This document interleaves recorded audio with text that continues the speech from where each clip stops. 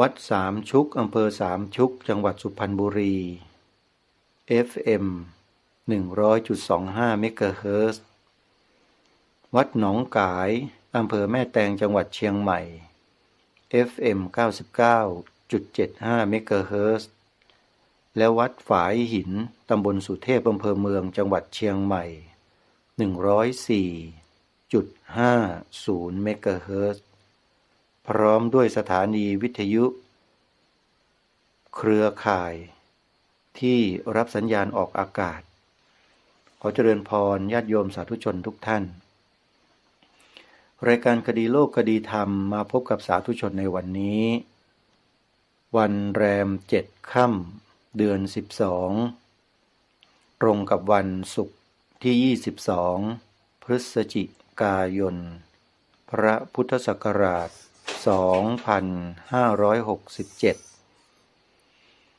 รายการในวันนี้กระผมและอาตมาภาพนั่งดำเนินรายการอยู่ที่สวนป่าสามัคคีธรรมตำบลบ้านผืออำเภอจอมพระจังหวัดสุรินทร์ได้เดินทางมาเพื่อเตรียมสถานที่ไว้รองรับกิจกรรมที่กำลังจะเกิดมีขึ้น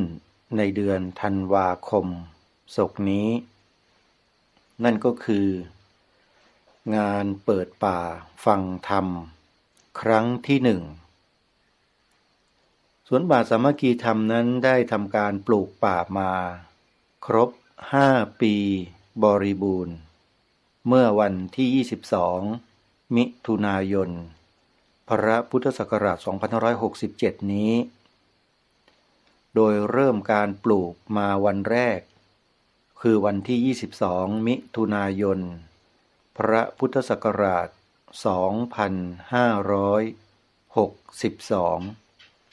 5 ปีที่ผ่านมานั้นได้ดำเนินการดูแลอนุบาลต้นไม้พันไม้เล็กๆที่ญาติโยมสาธุชนหลายต่อหลายท่านที่เดินทางมาร่วมกันปลูกโดยการนำของพระครูอุบาอาจารย์หลายๆรูปตามที่ได้เอ่ยนามมาเมื่อสักครู่นี้วัดวาอารามต่างๆเหล่านั้นก็พาญาติโยมมาร่วมกันปลูกเป็นจำนวนหลายต่อหลายคนภาพบรรยากาศการปลูกป่าในวันที่22มิถุนายนพระพุทธศักราช2562นั้นจะได้ถูกประมวลมาเป็นภาพจัดแสดงแกลเลอรี่ในป่าให้สาธุชนที่มาร่วมกิจกรรมกันในเดือนธันวาคมได้ชมได้ดูได้เห็นภาพบรรยากาศในวันนั้นกันด้วย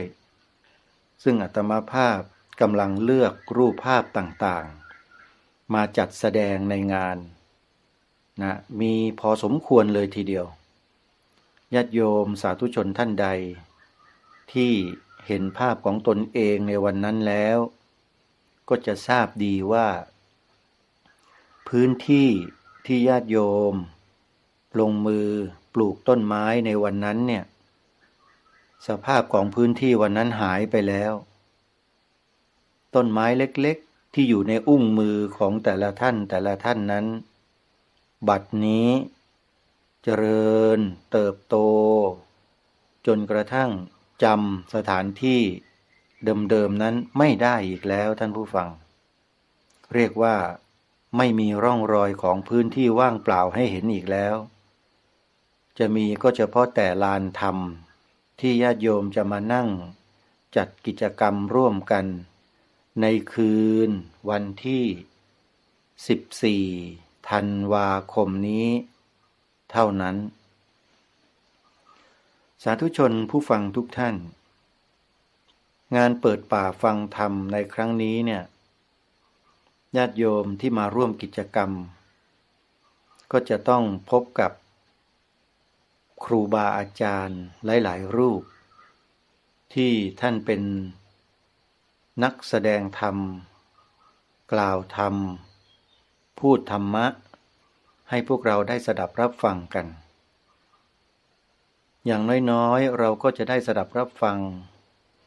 ครูบาอาจารย์ที่อยู่ในพื้นที่ของจังหวัดสุรินทร์ในจำนวนหลายรูปแล้วก็พื้นที่ใกล้เคียงจังหวัด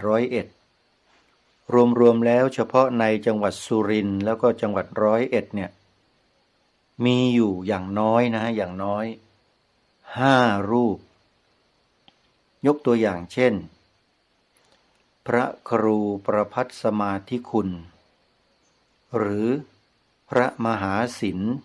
คุตตวัฒโนเจ้าอาวาสวัดป่าบ้านผือตำบลรัตนบุรีอำเภอรัตนบุรีจังหวัดสุรินทร์รูปนี้เป็นองค์ธรรมกถึกยุคใหม่บรรยายธรรมแสดงธรรมยกพระบาลีอ้างที่มาที่ไปให้พวกเราได้เข้าใจกันอุปมาอุปไมยชัดเจนถือว่าเป็นองค์ธรรมกถึกในระดับแนวหน้าของจังหวัดสุรินทร์อีกรูปหนึ่งที่รู้จักและคุ้นเคยกันดีท่านพระอาจารย์มหาศิลป์คุตตวัฒโนหรือพระครูประภัสสมาธิคุณรูปนี้เป็นที่ยอมรับในวงการของพระนักเผยแผ่ซึ่งอาตมาภาพและกระผมเนี่ยได้เคยติดตามร่วมงาน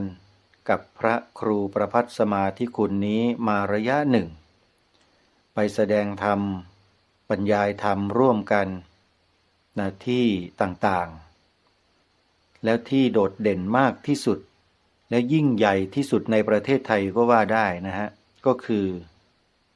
การขึ้นเวทีเสวนาถ่ายทอดสดทางสถานีโทรทัศน์ดีทีวีเมื่อปีพระพุทธศักราช 2555 งานปฏิบัติธรรมบูชาองค์พระธาตุพนมครั้งที่หนึ่งถือว่าเป็นประวัติศาสตร์ของวัดพระธาตุพนมซึ่งไม่เคยเกิดขึ้นมาก่อน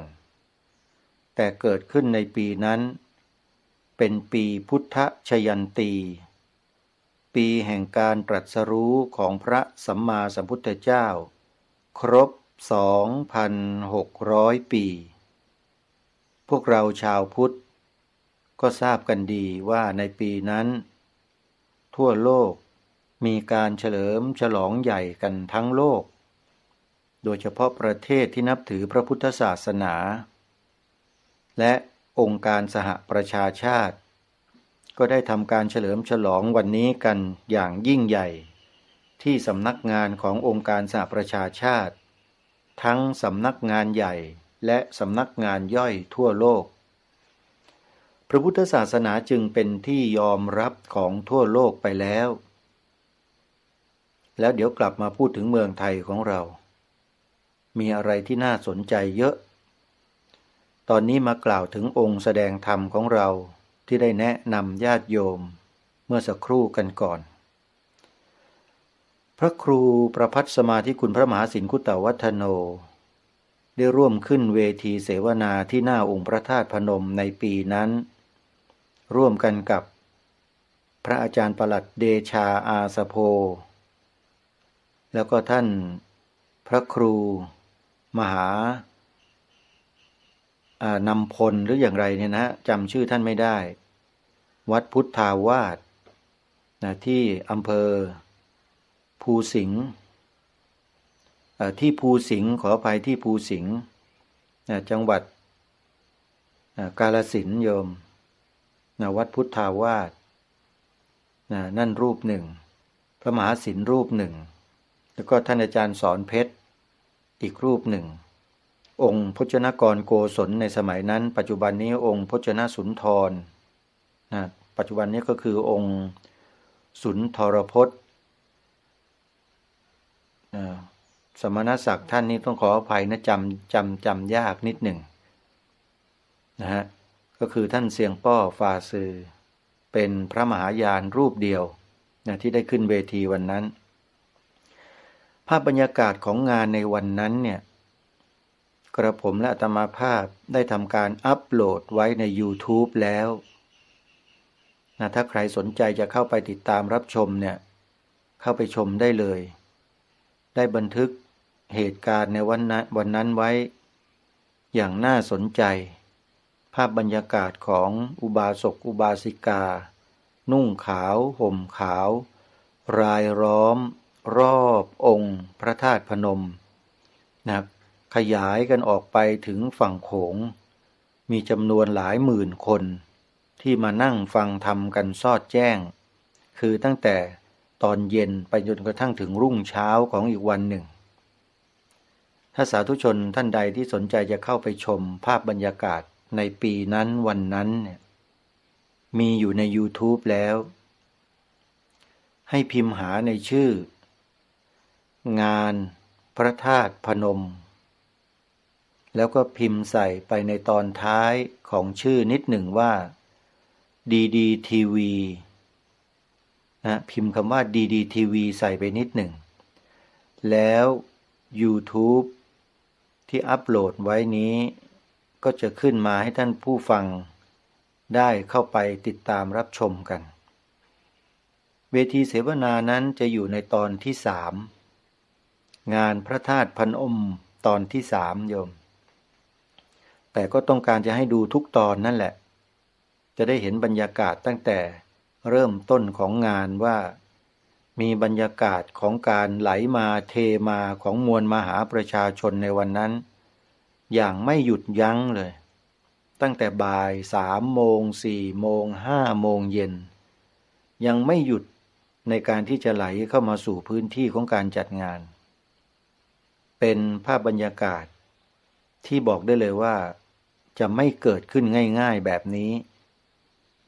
จำนวนผู้คนหลายหมื่นคนอันนี้ไม่ได้พูดโกหกนะโยมนะ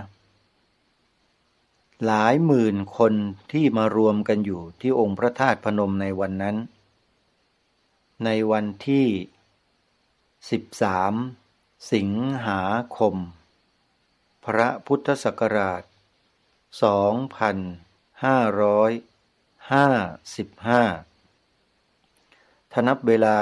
ก็ล่วงเลยมาประมาณ10 กว่าปีแล้วโยมนะ10 กว่าปีแล้วสำหรับงานพระธาตุพนมในปีพุทธชยันตี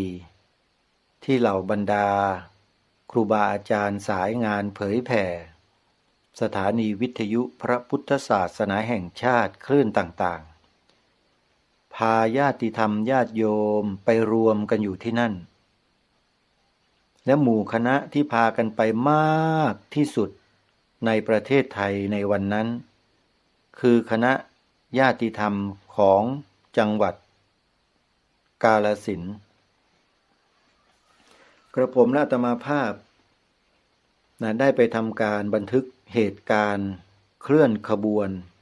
ของคณะญาติธรรมในจังหวัดกาฬสินธุ์ที่บ้านดอนยานางตำบลดอนสมบูรณ์อำเภอยางตลาดจังหวัดกาฬสินธุ์ด้วยตนเองไปยืนอยู่ตรง3 แยก3 แยกของเมืองกาฬสินธุ์ทางเข้าเมืองกาฬสินธุ์นะโยมนะที่มาจากยางตลาดเนี่ยแล้วไปตั้งกล้องเอาไว้บันทึกเหตุการณ์ของรถบัสที่วิ่งผ่านหน้าตนเองไปเนี่ยยาวเหยียดและเป็นเวลายาวนานมากกว่าจะหมดคันรถอาตมาภาพก็ถามท่านพระอาจารย์ประหลัดเดชาอาสโพเจ้าวาดวัดสวนป่าดอนยานางว่าพระอาจารย์ตกลงแล้วรถบัสที่พระอาจารย์ได้จัดให้ญาติโยมไปพระธาตุพนมครั้งนี้เนี่ยเฉพาะของจังหวัดกาฬสินธุ์มีกี่คันรถพระอาจารย์พระอาจารย์ประหลัดเดชาตอบอย่างมั่นอกมั่นใจเลยว่า168 คันรถบัสครับถามสาธุชนว่าเคยเห็นขบวนรถบัสที่นำพาคนนุ่งขาวห่มขาวไปปฏิบัติธรรมฟังธรรมกันเนี่ยมีจำนวนมากถึง168 คันเคยพบที่ไหนในประเทศไทยบ้างไหมโยม ยกเว้นพระธรรมกายนะอันนั้นเขาเรียกว่าจัดตั้งอันนั้นเขาทำได้เยอะกว่านั้นอันนี้ต้องยอมรับว่าเขาทำได้แต่สำหรับประชาชนคนทั่วไปที่ไม่ได้มีการนัดหมายไม่ได้มีการจัดตั้งไม่ได้ทำอะไรเลยเนี่ยเพียงแค่ประกาศออกสถานีวิทยุแค่15 วันเท่านั้นอันนี้เรื่องจริงท่านผู้ฟังประกาศเชิญชวนบอกญาติโยมว่าปีนี้เป็นปีพุทธชยันตีเป็นปีแห่งการตรัสรู้ของพระสัมมาสัมพุทธเจ้าครบ 2,600 ปีนะทั่วโลกเขาเฉลิมฉลองใหญ่กันประเทศไทยเราเป็นประเทศที่นับถือพระพุทธศาสนาเป็นประเทศที่มีพระพุทธศาสนาเป็นศาสนาประจำชาติไทยแท้ๆเราจะยอมแพ้ชาติอื่นในปีเฉลิมฉลองพุทธชยันตีนี้ได้ยังไงแล้วก็บอกเชิญชวนญาติโยมว่าเราควรไปกันนะโยมนะพระธาตุพนมปีนี้ไปเฉลิมฉลองพุทธชยันตีด้วยกันก็ประกาศไป15 วันเชิญชวนอยู่แค่15 วันเท่านั้นมีคนสมัครเดินทางไปร่วมงานนี้ที่องค์พระธาตุพนมคาดการด้วยสายตาเนี่ยมีอยู่ประมาณเกือบ70,000 ชีวิตพูดเหมือนกับโม้ใช่ไหมโยมลองไปถามท่านพระอาจารย์สอนเพชรท่านพระอาจารย์มหาศิลป์ท่านพระอาจารย์ประหลัดเดชาหรือถามใครดูก็ได้ญาติโยมที่ไปด้วยกันเนี่ยเป็นสักขีพยานเยอะเลยที่ฟังรายการคดีโลกคดีธรรมอยู่เนี่ยนะลองไปดูคลิปที่แนะนำให้ท่านผู้ฟังไปเปิดดูใน YouTube ท่านจะเห็นภาพด้วยตัวเองว่าจริงเท็จอย่างไรคลื่นของประชาชนที่ไปนั่งนุ่งขาวห่มขาวสวดมนต์ไหว้พระฟังพระแสดงธรรมกันอยู่ที่ลานหน้าองค์พระธาตุพนมทางลงโขงโยมเต็มไปหมดเลยขาวเต็มไปหมดด้านในองค์พระธาตุพนมไม่ต้องพูดถึงรอบองค์พระธาตุพนมมากมายเยอะแยะจำนวนคนเยอะจริงๆอาตมาภาพนั่งอยู่ในเหตุการณ์ตลอดทั้งคืนทั้งวันเพราะจะต้องเป็นพิธีกรในการถ่ายทอดสดงานในวันนั้นในฐานะสถานีโทรทัศน์ดีทีวีและการนำทีวีไปถ่ายทอดครั้งนั้นอาตมาภาพก็เป็นผู้ดำเนินการ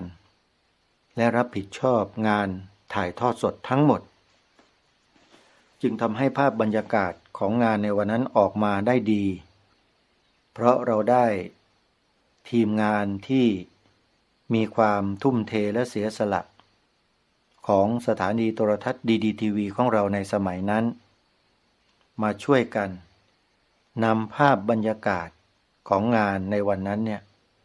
ถ่ายทอดสดออกสู่สายตาประชาชนทั่วโลกจำนวน170 กว่าประเทศในสมัยนั้นพี่น้องประชาชนญาติโยมสาธุชนคนไทยได้ชมกันทั่วประเทศในค่ำคืนของวันนั้นปีพระพุทธศักราช 2555 ปีพุทธชยันตีในฐานะที่ทำงานสื่อมาเป็นระยะเวลากว่า20 ปีต้องขอบอกได้เลยว่าในประเทศไทยของเราตั้งแต่ตั้งประเทศไทยมาเนี่ยยังไม่เคยเห็นกิจกรรมในลักษณะเช่นนี้ออกอากาศถ่ายทอดสดผ่านสื่อโทรทัศน์ช่องใดๆเลยไม่เคยมีท่านผู้ฟังแปลกแต่จริงประเทศนี้เป็นประเทศพระพุทธศาสนาแท้ๆแต่ไม่มีสื่อในประเทศนี้สนใจและให้ความสำคัญกับงานอันยิ่งใหญ่ของพระสัมมาสัมพุทธเจ้า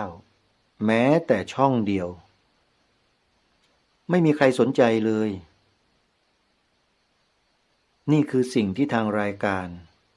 พูดและย้ำกับพี่น้องชาวพุทธของเราในประเทศไทยมาโดยตลอดว่าอย่าประมาทนะ อย่าประมาทประเทศไทยอย่าประมาทในความเป็นไทยอย่าคิดว่าประเทศไทยเป็นประเทศพุทธแล้วจะไม่มีเหตุการณ์อะไรที่กระทบกระเทือนเบียดเบียนศาสนาพุทธอย่าคิดว่าไม่มีนะเตือนมาโดยตลอดแล้วก็ย้ำมาโดยตลอดว่าช่วยกันระวังป้องกันภัยเหล่านั้นด้วยตัวเราทุกคนทำได้และทำได้เดี๋ยวนี้เวลานี้ด้วยจำได้หรือไม่ท่านผู้ฟังที่ผู้ดำเนินรายการคือกระผมและอาตมาภาพวิงวอนขอร้องบอกกับท่านผู้ฟังว่าให้ช่วยกันนำเอา2 ประโยคนี้ไปพูดในรายการไปถ่ายทอดให้ลูกหลานเยาวชนไปบอกเพื่อนมิตรสหายของเราถ่ายทอดให้เขาได้พูดแล้วก็ถ่ายทอดต่อกันไปเพราะนี่คือวิธีการป้องกันไม่ให้สิ่งใดๆมาทำลายมาทำร้ายมาสร้างความกระทบกระเทือนต่อสถานะของพระพุทธศาสนาในเมืองไทยของเราฟังให้ดีนะท่านผู้ฟังสถานะของพระพุทธศาสนาในเมืองไทยของเราเราต้องรู้ก่อนว่าสถานะของพระพุทธศาสนาในเมืองไทยของเรานั้นน่ะมีสถานะอย่างไรประเทศไทยเราตั้งแต่ก่อตั้งมาเป็นประเทศชาติบ้านเมืองมานะไม่ว่ายุคไหนยุคใดก็แล้วแต่เท่าที่มีตำรับตำราเขียนประวัติศาสตร์ให้เราเรียนกันอยู่เนี่ยเขาเขียนแค่สุโขทัยแต่จริงๆแล้วอาณาจักรราชอาณาจักรของประเทศไทยของเราในสมัยโบราณนั้นมีมาอย่างยาวนาน 6,835 ปีเท่าที่มีหลักฐานปรากฏแต่นักประวัติศาสตร์ในยุคปัจจุบันไม่นำมาเผยแพร่ไม่นำมาเป็นแบบเรียนให้ลูกหลานเยาวชนคนไทยของเรานี่ก็เป็นกรณีหนึ่งที่ทางรายการได้ตอกย้ำและบอกกับพวกเราคนไทยมาโดยตลอดว่าให้พวกเราศึกษาเรียนรู้ความเป็นมาของชนเผ่าไทยของเราให้ยาวไกลให้มากที่สุดอย่าหยุดอยู่แค่กรุงสุโขทัยเพราะกรุงสุโขทัยนั้นเป็นราชอาณาจักรในยุคหลังๆของราชอาณาจักรของคนไทยแท้ๆมาอีกยาวนานหลายพันปีสาธุชนทุกท่านอย่างน้อยๆเนี่ยไม่ต้องไกลหรอกแค่ยุคสุวรรณภูมิเท่านั้นเนี่ยก็จะหาคนช่วยกันมาเผยแพร่ยากเย็นเหลือเกินแม้แต่ในวงการของโบราณคดีในประเทศไทยก็ยังไม่ค่อยจะยอมรับเท่าไหร่ยังพูดแทงกั๊กอยู่นั่นแหละยังไม่กล้าที่จะลงไปในรายละเอียดแล้วก็นำมาเผยแพร่อย่างเป็นรูปธรรมยังไม่มีเพียงแค่เป็นคำพูดถึงเท่านั้นแหละคือการที่เขาพูดเนี่ยพูดก็เพราะว่าจำนนต่อหลักฐานนะจึงพูดคำนี้ออกมาเนี่ยทางรายการกำลังนำหลักฐานเหล่านั้นแหละมาเผยแพร่สู่สาธารณชนในยุคปัจจุบันซึ่งเชื่อว่าในอดีตท่านสาธุชนไม่เคยได้ยินได้ฟังหลักฐานเหล่านี้มาก่อนแน่นอนหลักฐานสุวรรณภูมิและราชอาณาจักรไทยที่ไกลโพ้นออกไปในอดีตอีกยาวนานจนกระทั่งถึงยุคต้น ยุคต้นไทยยุคขุนสวงนางสางนู่นน่ะเขาเรียกว่าต้นกลับในโลกใบนี้ของเราเนี่ยคือพูดง่ายๆก็คือภาษาที่เราฟังกันง่ายๆคือในยุคที่มีมนุษย์เริ่มต้นขึ้นในโลกใบนี้ครั้งแรกมนุษย์คนแรกของโลกเกิดขึ้นมาในโลกนี้อย่างไรท่านสาธุชนจะได้ศึกษาได้ฟังได้อ่านได้เขียนได้เรียนได้รู้ในรายการคดีโลกคดีธรรมนี้เท่านั้นรายการอื่นๆที่มีอยู่ในประเทศไทยเราเนี่ยที่จะนำเอาตำรับตำราเล่มนี้ที่จะรึกบันทึกหลักฐานทางโบราณคดีเอาไว้อย่างชัดเจนอย่างละเอียดละออเนี่ยหาไม่ได้นะฮะถ้าจะมีก็มีแต่เป็นรายการฉาบๆฉวยๆแล้วก็กล่าวถึงพูดถึงหลักฐานที่ค้นพบที่เจอแล้วก็พูดรายละเอียดเล็กๆน้อยๆนิดหน่อยแต่จะนำเอาตัวอักษรทุกตัวอักษรมาอ่านให้สาธุชนได้ฟังแบบรายการคดีโลกคดีธรรมนี่ยังไม่เคยเห็นนะหรือว่าใครเคยได้ยินได้ฟังจากที่ไหนบ้างขอความกรุณาช่วยโทรศัพท์มาแจ้งมาบอกให้ทางรายการได้ทราบสักนิดหนึ่งเถอะจะได้ไปร่วมแจมกับเขาจะได้ไปพูดคุยไปหาแนวทางร่วมกันจะช่วยกันเผยแพร่เรื่องราวของชนเผ่าไทยของเราในอดีตให้คนไทยลูกหลานไทยในยุคปัจจุบันเนี่ยได้รู้กันเพื่อให้เกิดความมั่นอกมั่นใจในความเป็นไทยของเรายิ่งขึ้นถ้าหากไม่ช่วยกันปล่อยให้คนไทยหลับหูหลับตาฟังแต่สื่อดูแต่สื่อแมลงวันกันอยู่ทุกวันเนี่ยบ้านเมืองเราความเป็นไทยของเราก็หมดในที่สุดไม่มีเหลือเลยมโนสำนึกจิตสำนึกแห่งความเป็นไทยที่แท้ๆนั้นก็จะค่อยๆเลือนลางจางหายไปในที่สุดท่านผู้ฟังทั้งหลายเพราะฉะนั้นเมื่อกล่าวถึงการแสดงธรรมสอดแจ้งการปฏิบัติธรรมสอดแจ้งของญาติธรรมญาติโยมชาวพุทธครูบาอาจารย์ของเราซึ่งเป็นผู้นำที่พากันทำมาอยู่ในขณะนี้ไม่ว่าจะวัดศรีอุดมบงวัดป่าบ้านผือวัดป่าจริยธรรมวัดอารามมงคลวัดบ้านปลาคูนวัดหนองกายวัดฝายหินเครือข่ายวิทยุพระพุทธศาสนาแห่งชาติคลื่นต่างๆสำนักปฏิบัติธรรมประจำจังหวัดต่างๆทั่วประเทศหรือวัดวาอารามต่างๆที่ทำกันอยู่มากบ้างน้อยบ้างเนี่ยโยมล้วนแล้วแต่เป็นเหตุเป็นปัจจัยในการขับเคลื่อนความเป็นไทยของเราให้คงอยู่อย่างมั่นคงถาวรตลอดกาลทั้งนั้นเลยขอให้ช่วยกันถ่อช่วยกันพายอย่าเอาเท้าราน้ำโยมอย่าทำตัวที่เห็นแก่ตัวเช่นนั้นนะสวนป่าสามัคคีธรรมที่อาตมาภาพดูแลอยู่เนี่ยเป็นเพียงแค่ส่วนเสี้ยวเล็กๆนิดเดียวเท่านั้นเองเป็นติ่งของคณะหมู่คณะครูบาอาจารย์ของเราที่ทำงานเผยแผ่อาตมาก็เป็นเพียงแค่เศษเสี้ยวเล็กๆเท่านั้นเองที่จะพอจะเป็นกำลังในการที่จะขับเคลื่อนให้งานพระพุทธศาสนาของเราโดยเฉพาะในงานสายเผยแผ่เนี่ยให้เป็นไปในโอกาสที่เหมาะสมจริงๆแล้วไม่ได้มีความตั้งใจเลยในการจัดงานเปิดป่าฟังธรรมที่ได้ประกาศประชาสัมพันธ์ไปเนี่ยตัวกระผมและอาตมาภาพไม่ได้มีความตั้งใจเลยนะแต่ที่ต้องมาจัดเนี่ยเพราะ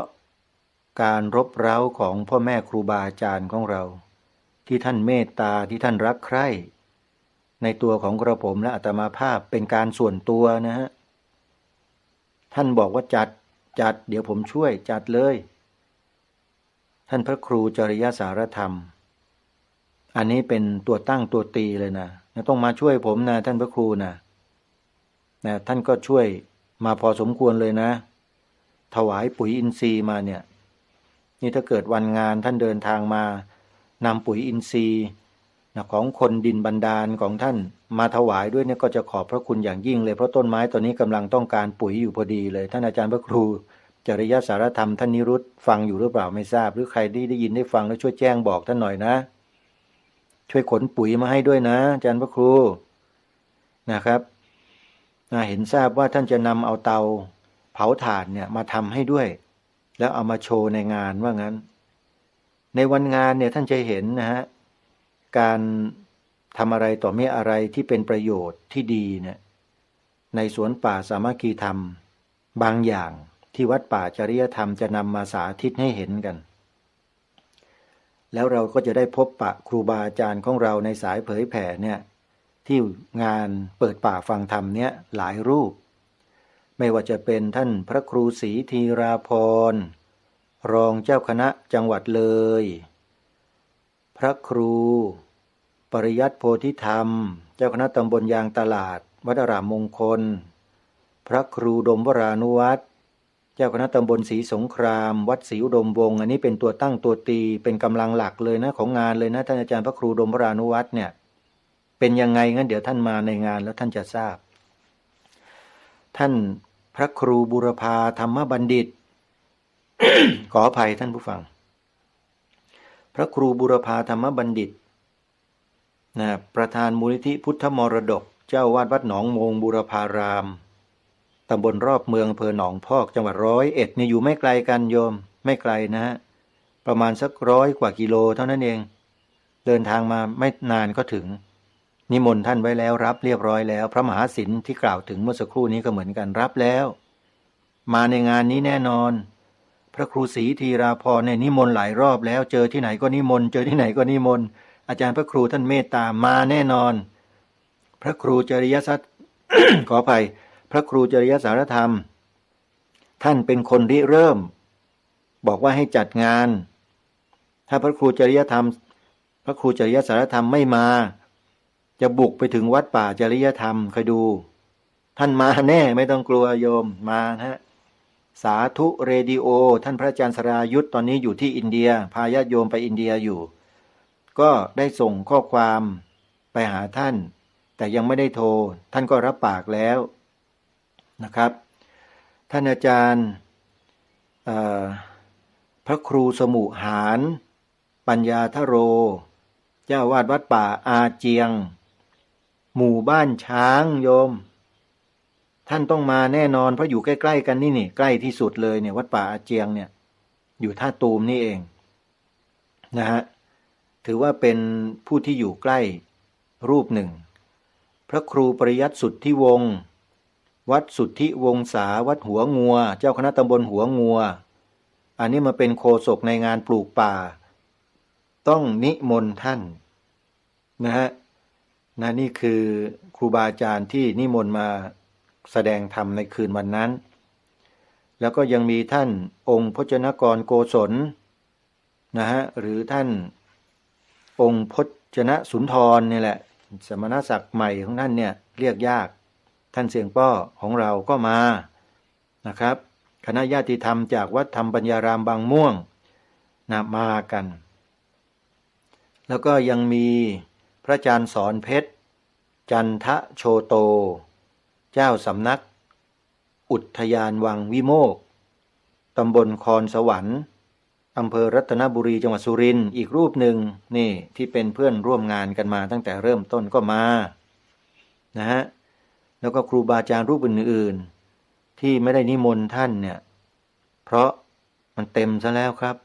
ท่านนิมนต์มาบรรยายธรรมก็จะเกินอัตราไปเดี๋ยวถ้าไม่ได้ขึ้นแสดงธรรมก็จะน้อยใจอีกก็เลยไม่ได้นิมนต์ท่านไว้หลายรูปนะครับมีจำนวนหลาย10 รูปที่ไม่ได้นิมนต์เนี่ยแต่ถ้าท่านเมตตาจะเดินทางมาเนี่ยก็ถือว่าเป็นความกรุณาของครูบาอาจารย์ท่านที่เห็นว่าพระครูประหลัดนรงฤทธิ์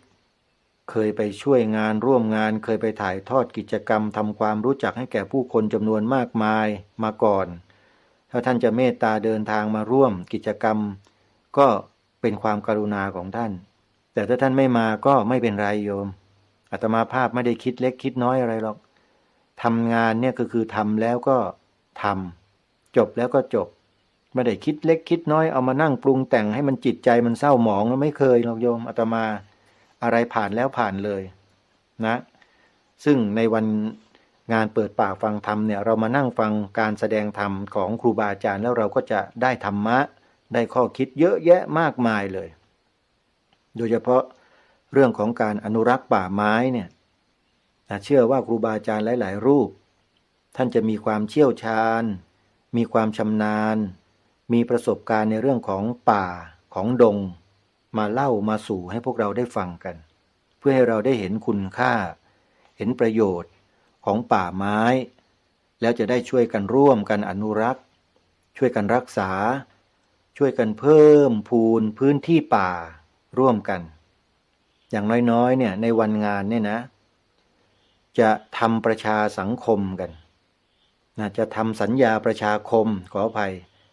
จะทำสัญญาประชาคมกับญาติโยมสาธุชนที่มาร่วมงานในวันนั้นและผู้ที่ติดตามรับชมรับฟังถ่ายทอดสดทาง Facebook ทาง YouTube อยู่ทางบ้านหรือฟังทางสถานีวิทยุก็แล้วแต่ให้ทำสัญญาประชาคมร่วมกันได้ไหมหลังจากเสร็จงานเปิดป่าฟังธรรมแล้วชีวิตนี้จะกลับไปแล้วจะขอปลูกต้นไม้1 ต้นในบ้านตัวเองยากไหมโยมลองคิดดูสิฮะทุกท่านทุกคนที่มาร่วมงานติดตามรับชมถ่ายทอดสดฟังรายการสดๆในวันนั้นแล้วกลับไปเลิกงานแล้วกลับไปปลูกต้นไม้คนละ1 ต้นเราจะได้ต้นไม้เพิ่มมาในประเทศไทยเนี่ยกี่ต้นโยมคิดดูดิแล้วถ้าทุกกิจกรรมรณรงค์ให้ทำกันแบบนี้เนี่ยเราจะได้ต้นไม้เพิ่มมาบนผืนแผ่นดินไทยกี่ต้นโอ้โหจำนวนไม่น้อยเลยนี่คือวิธีการง่ายๆที่เราขอร้องกันบอกกันนะให้ทุกคนได้สำนึกร่วมกันแล้วก็ทำให้ธรรมชาติฟื้นคืนกลับมาทีละเล็กทีละน้อยทำกันบ่อยๆเดี๋ยวก็เต็มบ้านเต็มเมืองต้นไม้ปลูกให้เป็นที่เป็นทางเป็นหลักเป็นแหล่งพิจารณาสถานที่ให้เหมาะสมแล้วเราก็ปลูกลงไปเลยต้นไม้อะไรเหมาะสมกับพื้นที่ตรงนี้ต้องดูจากลักษณะต้นไม้ด้วยว่าต้นไม้นี้ยืนต้นไหมเมื่อยืนต้นแล้วร่มเงามันจะไปทางไหนจะบังอะไรยังไงดูให้ดีแล้วก็ตัดสินใจปลูกดูพื้นที่ก่อนพื้นที่นี้เหมาะกับต้นไม้สูงแค่ไหนไหมหรือเป็นพุ่มเล็กๆหรือยังไงดูแล้วเราก็ไปปลูกกัน1 ต้นเท่านั้นโยมใครจะปลูกมากกว่านั้นก็ได้ไม่ห้ามนะยิ่งดีนะฮะเนี่ยเป็นการรณรงค์กันเพราะฉะนั้นในวันงานก็อย่าลืมมาร่วมงานกันนะโยมนะเราจะได้มาฟังธรรมจากพ่อแม่ครูบาอาจารย์ของเราตั้งแต่ตอนค่ำตลอดทั้งคืนไปจนถึงรุ่งเช้าเรียกว่าฟังธรรมสอดแจ้งแล้วพอถึงรุ่งเช้าแล้วอย่าเพิ่งหนีกลับไปไหนนะกิจกรรมยังไม่เสร็จกิจกรรมกันประมาณ9 โมงขอให้อยู่ร่วมกันจนถึง9 นาฬิกา9 โมงเช้าเพราะจะมีกิจกรรมในตอนเช้าด้วยโดยเฉพาะไฮไลท์ก็คือการเดินป่าโยมมาสวนป่าสามัคคีธรรมแล้วจ้องพาญาติธรรมเราเดินป่าใครจะเดินทะลุไม่ทะลุตามศรัทธาเลยอาตมาไม่ห้ามแต่อย่าไปคนเดียวนะอาตมาภาพไม่แนะนำให้เดินไปคนเดียวถึงแม้จะเป็นป่าที่อยู่ในใกล้ๆหมู่บ้านใกล้ๆเมืองก็ตามแต่มันรกชัดมากๆเดินไปเนี่ยลำบากใครจะไปสำรวจใครจะไปดูก็ไปกันเป็นหมู่เป็นคณะไปแล้วก็เตรียมอุปกรณ์ยาหม่องยาดมยาทาเข้าไปด้วยเผื่อโดนมาลงแมลงอะไรมันกัดมันต่อยเพราะในป่าเนี่ยมันมีสัตว์ต่างๆอยู่มากมายที่ไม่มีใครไปรบกวนเขาเป็นป่าธรรมชาติโยมแต่อยู่ในพื้นที่ของสวนป่าสามัคคีธรรมนี่แหละใครไม่เคยเห็นต้นเล็บแมวโยมก็มาดูที่นี่ได้ใครไม่เคยเห็นต้นพญานาคาซึ่งมีอยู่เพียงต้นเดียวในสวนป่าสามัคคีธรรมมาดูที่นี่ได้ ใครไม่เคยเห็นต้นสแกแสงมาดูที่นี่ได้ใครไม่เคยเห็นต้นอินทรีขนาดใหญ่ต้นไทรขนาดใหญ่มาดูที่นี่ได้ใครไม่เคยเห็นต้นพันชาติมาดูที่นี่ได้ส่วนต้นตะเคียนทองต้นยางนาไม้สักประดู่ชิงชันประดู่ป่าไม้แดงต้นพะยูงที่นี่เยอะเลยเพราะญาติโยมมาปลูกกันไว้โตแล้วโยมต้นไม้โตกันแล้วและมีอีกต้นหนึ่งโยมซึ่งไม่น่าเชื่อว่าจะมีอยู่ที่นี่คือต้นตาดโยมรู้จักต้นตาดไหมวัดป่าบ้านตาดนั่นน่ะที่อุดรหลวงพ่อหลวงตามหาบัวนั่นน่ะต้นตาดเหมือนกันเลยต้นใหญ่มีอยู่ที่สวนป่าสามัคคีธรรมเนี่ยต้นใหญ่ๆเลยนะ1ต้นแล้วก็ต้นลูกๆเล็กๆที่เมื่อลูกเขาตกลงมาแล้วก็งอกโตขึ้นรอบๆขึ้นอีกแล้วขึ้นเองฮะพวกนี้เราไม่ได้ดูแลหรอกเขาขึ้นเขาเองนะใครไม่เคยเห็นก็มาดูกันที่นี่แล้วก็มีต้นผักอีนูนโยมผักอีนูนขึ้นเองตามธรรมชาติที่สวนป่าสามัคคีธรรมต้นแค่ไหนผักอีนูนต้นเถาเขาเลื้อยในต้นเขาใหญ่เท่าแขนแล้วโยมใหญ่กว่าแขนอาตมาอีกนะฮะผักอีนูนนะฮะเกือบเท่าน่องนะก็เลื้อยอยู่เต็มป่าเลยตอนนี้ก็นะบอกให้รู้ได้เข้าใจกันคร่าวๆถึงสภาพของพื้นที่แล้วก็การจัดงานนะฮะงานนั้นจะเริ่มเวลา 17 นาฬิกาเป็นทางการนะ 17 นาฬิกาเนี่ยก็จะเข้าสู่พิธีแล้วนะทุกคนใครไปไหนเดินทำอะไรก็ทำไป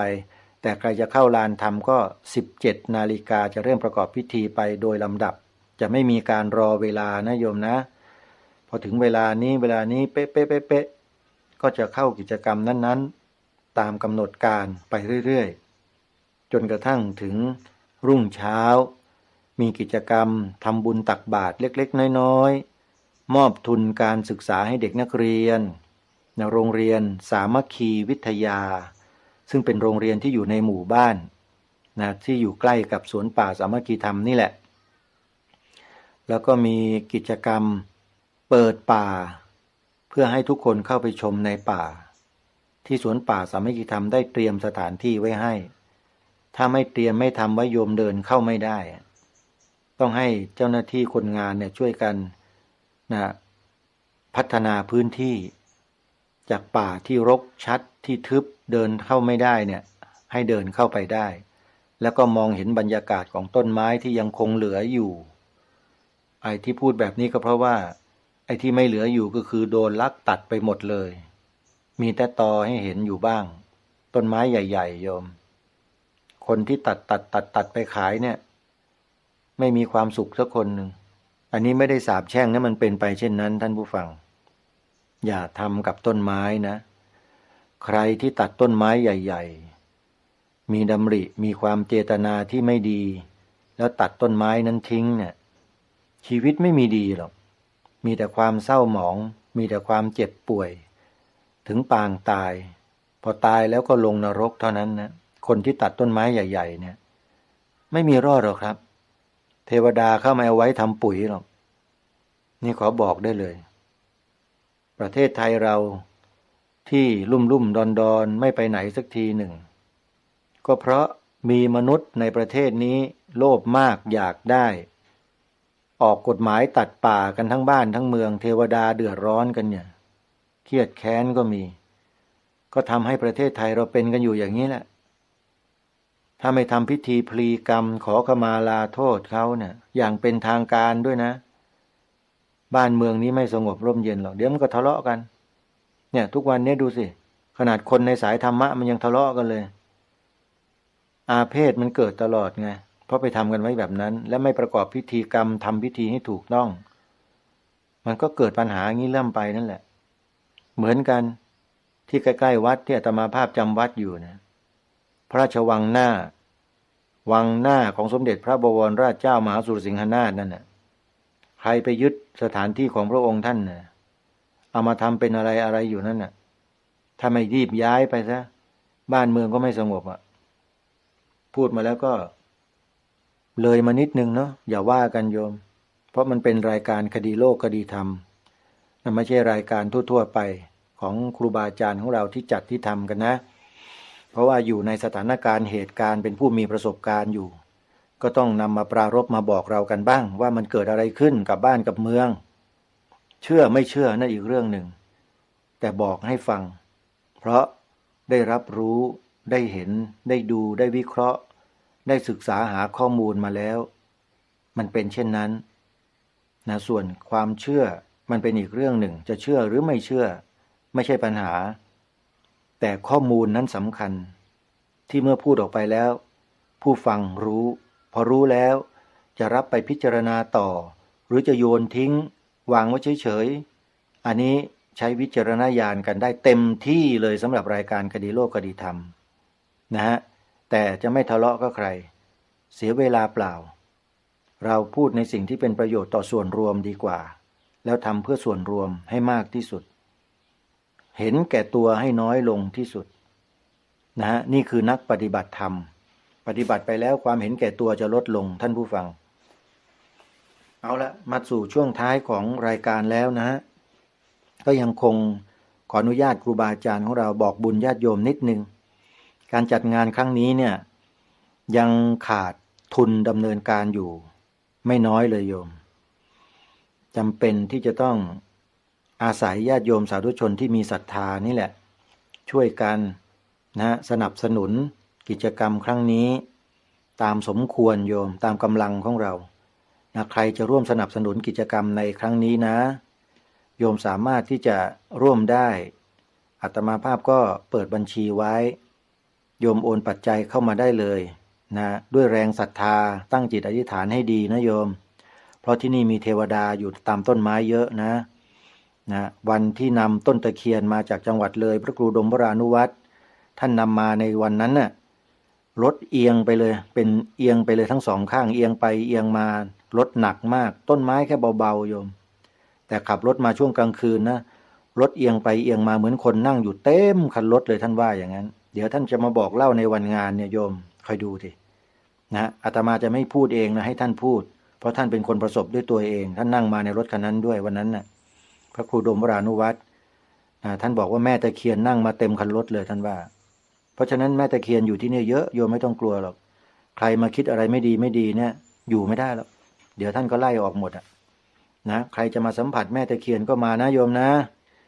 พบกันในวันงานโยม14-15 ธันวาคมส่วนท่านใดจะร่วมทำบุญก็จดหมายเลขบัญชีไว้ธนาคารไทยพาณิชย์หมายเลขบัญชี114-214-9897บัญชีธนาคารไทยพาณิชย์หมายเลขบัญชี114-214-9897หรือจะโอนทางพร้อมเพย์ทางเบอร์โทรศัพท์ก็ได้ที่หมายเลข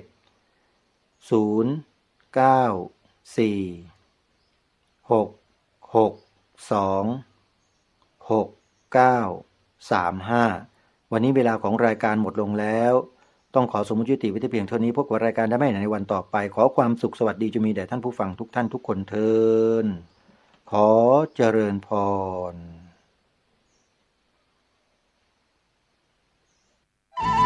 ที่จบไปแล้วนั้นเป็นรายการคดีโลกคดีธรรมดำเนินรายการโดยพระครูปลัดณรงค์ฤทธิ์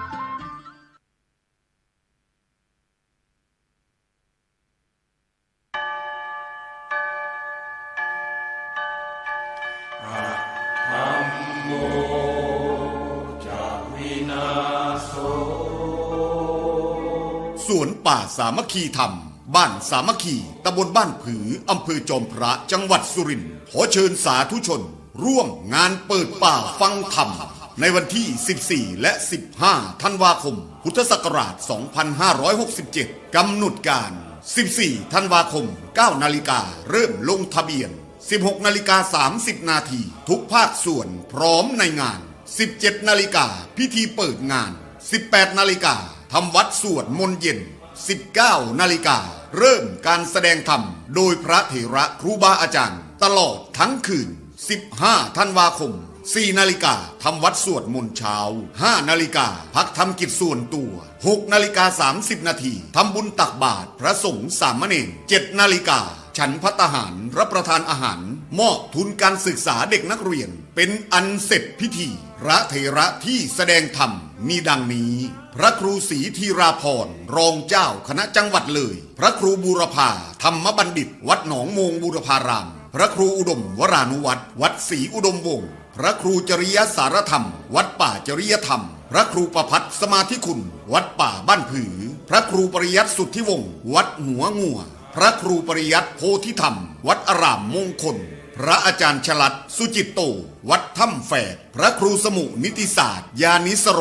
วัดบ้านคูนพระมหาบุญทันปัญญาวุฒโธวัดบุญนำมาเมตตาคำจุนพระอาจารย์สอนเพชรจันทร์คลื่นพัฒนาคุณภาพชีวิต FM 92.25 เมกะเฮิรตซ์บริหารและจัดการโดยวัดป่าแดงมหาวิหารส่งกระจายเสียงจากเลขที่ 71 หมู่ที่ 14 บ้านใหม่หลังมอ ตำบลสุเทพอำเภอเมืองจังหวัดเชียงใหม่ รหัสไปรษณีย์ 50200 หมายเลขโทรศัพท์ 0818815690 052000636-7สารเพื่อการประชาสัมพันธ์ขอเชิญชวนท่านผู้ใจบุญใจกุศลทั้งหลายร่วม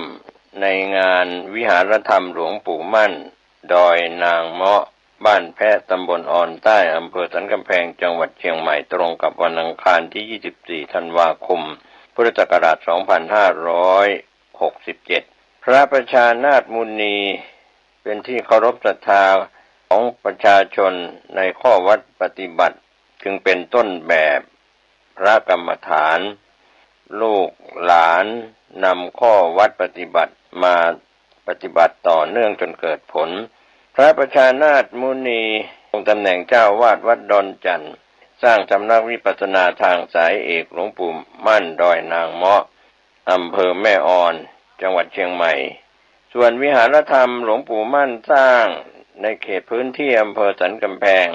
เป็นที่ประดิษฐานรูปเหมือนหลวงปู่มั่นองค์ใหญ่หน้าตักกว้าง6 เมตรสูง8 เมตรวิหารธรรมหลวงปู่มั่นเป็นสถานที่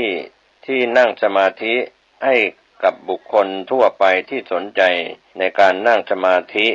กลุ่มกัลยาณมิตร